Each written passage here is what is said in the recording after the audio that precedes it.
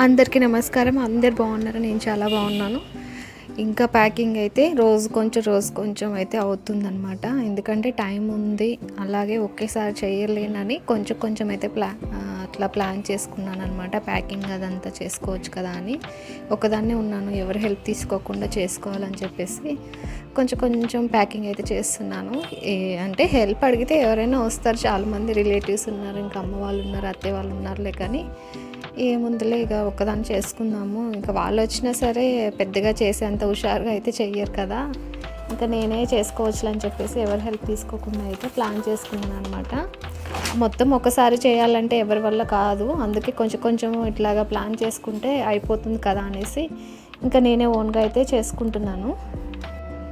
Electrical అట్లాంటి works అయితే నేను ఎలాగో చేయలేను కాబట్టి ఇంకా ఓన్లీ కిచెన్కి సంబంధించినవి, ఇంకా బెడ్రూమ్లో ఏముంటాయి బట్టలు అవే, బెడ్షీట్స్, కర్టన్స్ ఇవే కదా మనం ప్యాక్ చేసేవి. ఎలక్ట్రికల్ ఎలాగో మనము ప్యాకర్స్ అండ్ మూవర్స్ని మాట్లాడతాం కదా, వాళ్ళే మొత్తం వచ్చి చేసేలాగైతే మేము అలా మాట్లాడుకోవాలని ప్లాన్ అయితే చేసుకున్నాము. ఎందుకంటే ఇంట్లో ఒక్కొక్క ఐటెంకి ఒక్కొక్కరిని పిలవాలంటే, ఇప్పుడు వాషింగ్ మిషన్కి సంబంధించిన వాళ్ళని పిలవాలి, టీవీకి సంబంధించిన వాళ్ళని రావాలి, ఇంకా వాటర్ ప్యూరిఫైయర్, ఇలా ఒక్కొక్క ప్రోడక్ట్కి ఒక్కొక్క మనిషి రావాలంటే కష్టం కదా. మళ్ళా కొంతమంది ఏంటంటే ప్యాక్ చేసి అక్కడ షిఫ్ట్ చేయటం ఒకటి వాళ్ళ రెస్పాన్సిబిలిటీ ఉంటుందంట, తర్వాత మొత్తము ఇన్స్టలేషన్ అవంతా మళ్ళీ మనము చేసేసుకోవాలంట, అలా ఉంటారంట. లేదు, ఇక్కడ ప్యాక్ చేసి అక్కడ షిఫ్ట్ చేసి మళ్ళీ అన్ని ఇన్స్టలేషన్ కూడా చేసేది వాళ్ళు కూడా ఉంటారంట. అలా చూసుకొని రేట్లు కంపేర్ చేసుకొని అయితే బుక్ చేసుకుందామని అయితే ఇప్పుడు అనుకుంటున్నాము.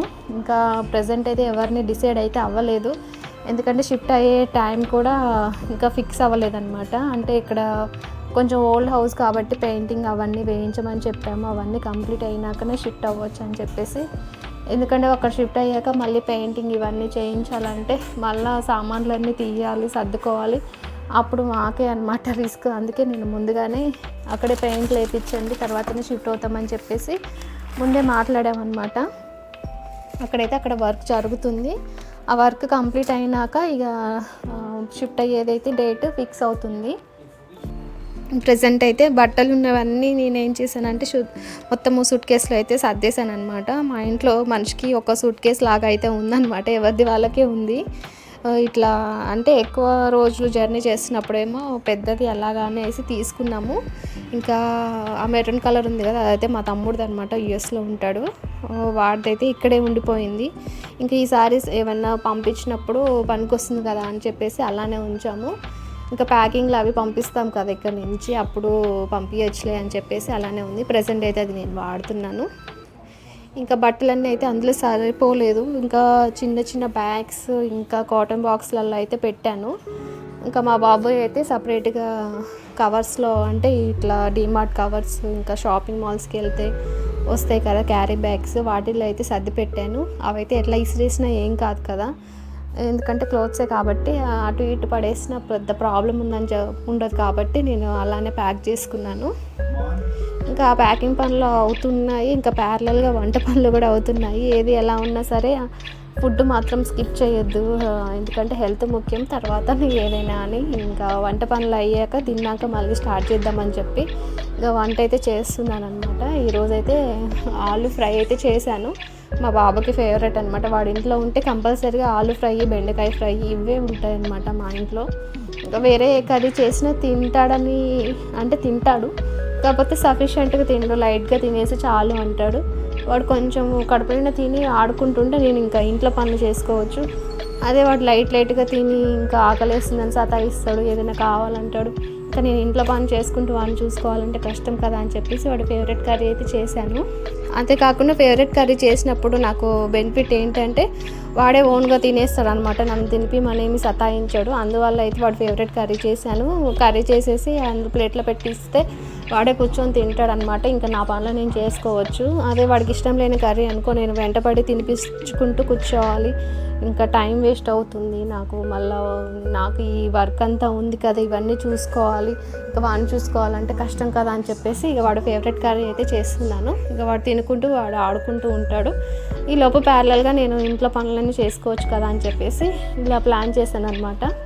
ఇంకా స్కూల్ స్టార్ట్ అయిన తర్వాత నుంచి ఎలాగో ఇక అన్నీ హెల్దీ ఫుడ్ పెట్టాలి కదా, లంచ్ బాక్స్ పెడతాం కాబట్టి అక్కడ టీచర్స్ ఊరుకోరు, ఏ కర్రీ పెట్టినా సరే తినిపిస్తారు వాళ్ళే దగ్గరుండి.